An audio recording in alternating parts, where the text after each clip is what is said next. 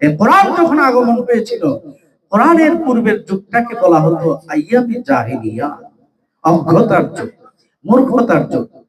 অর্থাৎ আমাদের নবীজি সাল্লাল্লাহু আলাইহি ওয়াসাল্লামের পৃথিবীতে শুভাগমনের পূর্বে এই যুগটা ছিল আইয়ামে জাহিলিয়াতের যুগ, অজ্ঞতার যুগ। এই অজ্ঞতার যুগের চিত্র যদি আপনাদের সামনে উপস্থাপন করা হয়, আপনাদের লোক আমাদের লোক দাঁড়িয়ে যাবে। সুতরাং এই বিশাল আলোচনায় যাচ্ছি না, শুধু শুধু জেনে রাখুন যে অজ্ঞতার যুগ ছিল। এই অজ্ঞতার যুগকে, অন্ধকারের যুগ থেকে মানুষ দিকে আলোর দিকে নিয়ে আসার জন্য এই কোরআন হচ্ছে এক নম্বর হাতিয়ার। চিৎকার করে বলুন ঠিক কিনা? এই জন্য এই কোরআনকে যারা পক্ষে ধারণ করবে, এই কোরআনকে যারা গবেষণা করবে, কোরআন যারা মুখস্থ করবে, কোরআনের তালিবুল ইলম যারা, তারা যখন যেই জমিনের পাড় দিয়ে হেঁটে যাবে, ওই জমিনের পাড় দিয়ে যদি কবরের মধ্যে কোনো কবরবাসী শুয়ে থাকে, তাহলে ওই কবরবাসীর আযাব আল্লাহ পাক রব্বুল আলামিন মাফ করে দেয়। চিৎকার করে বলুন সুবহানাল্লাহ। রাসূল করিম সাল্লাল্লাহু আলাইহি ওয়াসাল্লাম বলেন, ও দুনিয়ার মানুষ শুনো রে, তালিবুল ইলম যখন ইলম অর্জন করার জন্য তার ঘর থেকে বের হয়, ঘর থেকে বের হওয়ার সাথে সাথে গর্তের পিপিলিকা থেকে সমুদ্রের মৎস্য পর্যন্ত তার জন্য দোয়া ও মাগফিরাতের দোয়া করতে থাকে। সুবহানাল্লাহ বলবেন না? সুবহানাল্লাহ। সেই তালিবুল ইলম যখন ঘর থেকে বের হয়, পাটা যখন ঘর থেকে বাহিরে ফেলবে, সাথে সাথে তার জন্য গর্তের পিপিলিকা থেকে সমুদ্রের মৎস্য পর্যন্ত, অর্থাৎ কুল কায়নাত তার জন্য দোয়া মাগফিরাতের দোয়া করতে থাকে। চিৎকার করে বলুন সুবহানাল্লাহ। আল্লাহ পাক রব্বুল আলামিন সত্যিকারের তালিবুল ইলম আমাদেরকে হওয়ার তৌফিক দান করুন। আমরা হীনমন্যতায় ভুগি, আমরা নিজেকে ছোট মনে করি। আমরা কোরআন শিখতেছি, কোরআন শিখে কি করব? কোরআন শিখতেছি, অনেক গার্জেন অগোচরে অজান্তে বলে ফেলে যে হুজুর আমার ছেলেটা মাদ্রাসায় পড়ে, তার জীবনটা নাস্তানাবুদ হয়ে যাচ্ছে, কি করে খাবে? আমি টেনশনে থাকি, আমার ছেলেটা মাদ্রাসায় পড়ে ভবিষ্যৎ অন্ধকার হয়ে গেছে। নাউজুবিল্লাহি মিন যালিক। জোরে আওয়াজে বলেন নাউজুবিল্লাহি মিন যালিক। কেউ যদি বিশ্বাস করে কোরআন শিখে কোন ব্যক্তি রিজিক থেকে বঞ্চিত হবে, কোরআন শিখার কারণে আল্লাহ পাক তাকে না খাওয়িয়ে মারবেন, এমন চিন্তা ভাবনা যদি কেউ লালন করে, তার ঈমান চলে যাবে।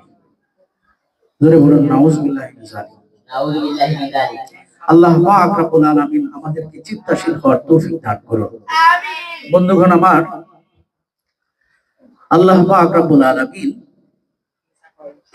যারা কোরআনওয়ালা, ইলমওয়ালা, ইলমের পথে তার পরিশ্রম, তার সময়,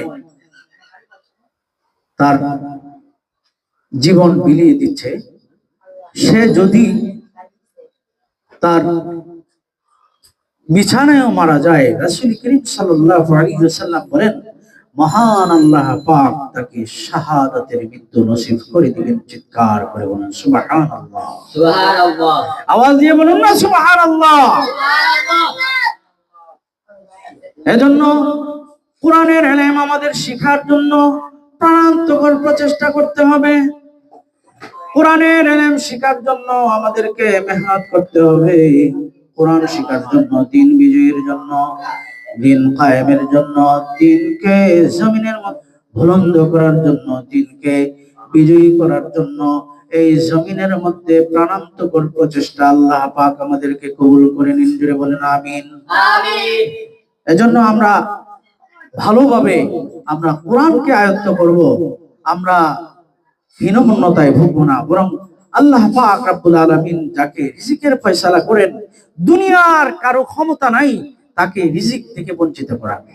যে গার্জিয়ানরা যারা মনে করে যে আমার ছেলে শুধু কোরআন শিখার কারণে আল্লাহ পাক রিজিক থেকে বঞ্চিত করবেন, সে কি করবে, কি করে খাবে, এরকম অনেক আছে।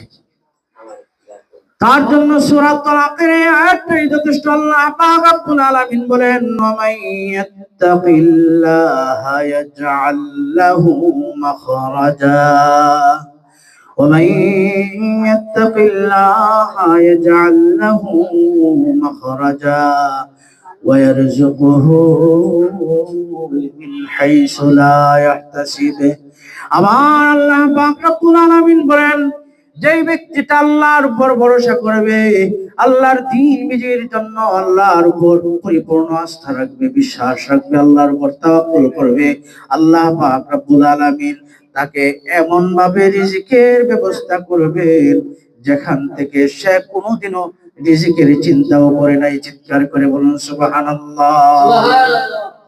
আল্লাহর রাসূল সাল্লাল্লাহু আলাইহি ওয়াসাল্লাম বলেন, ومن يتوكل على الله حق توكله لرزقكم كما يرزق الطير تغدو خماسا وتروح بطانا।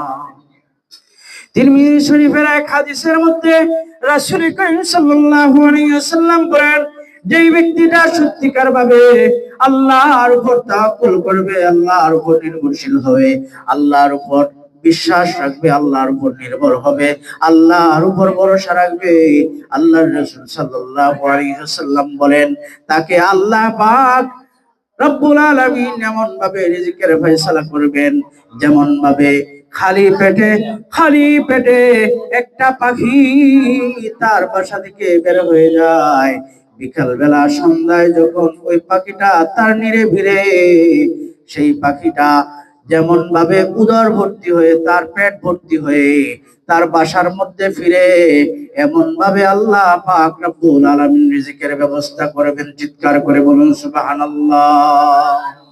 সুতরাং আমাদের হীনমন্যতায় ভুগলে চলবে না। ছাত্র ভাইরা, আমরা এখন থেকে আল্লাহর উপর পরিপূর্ণ আস্থা রাখার, বিশ্বাস রেখে মেহনত করার প্রাণান্তকর প্রচেষ্টা করব তো ইনশাআল্লাহ। আওয়াজ দিয়ে বলেন ইনশাআল্লাহ করব তো। আল্লাহ পাক রব্বুল আলামিন আমাদেরকে তালিবুল ইলম হিসেবে কবুল করে নিন, তালিবুল ইলমদের পথে কবুল করে নিন, আমাদের এই দ্বীনি মাদারিসগুলোকে আল্লাহ পাক রব্বুল আলামিন কবুল করে নিন, আমাদের প্রত্যেককে কোরআনের খাদেম হিসেবে কবুল করে নিন, আমাদের আব্বা আম্মাদেরকে, আমাদের গার্জিয়ানদেরকে আল্লাহ পাক রব্বুল আলামিন কিয়ামতের ময়দানে নাজাতের জরিয়া হিসেবে এই ইলমকে আল্লাহ পাক আমাদের নাজাতের জরিয়া হিসেবে উসিলা করে দিন। সকলেই আওয়াজ দিয়ে বলেন আমিন। এবারেই আমরা আমাদের এই সংক্ষিপ্ত পরিসরের আলোচনা শেষ করতে যাচ্ছি। ও আখিরি দাওয়ানা আলহামদুলিল্লাহি রাব্বিল আলামিন। আসসালামু আলাইকুম ওয়া রাহমাতুল্লাহি ওয়া বারাকাতুহু।